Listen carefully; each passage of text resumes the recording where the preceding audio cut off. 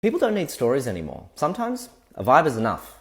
Part 5, post-millennial trends that brands need to be aware of. Today, branding amongst brain rot. People always say that storytelling is the most important part of branding and marketing.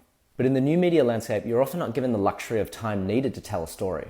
TikTok is a fire hose. There's no 90-second TV spot. Your brand is being seen in 3, 5, 8-second chunks coming from 50 different sources at once. You often don't even look at a brand's Instagram page anymore. You just see them pop up in your stories, smushed between a catastrophic story on climate change and a monkey that's learned how to do makeup tutorials.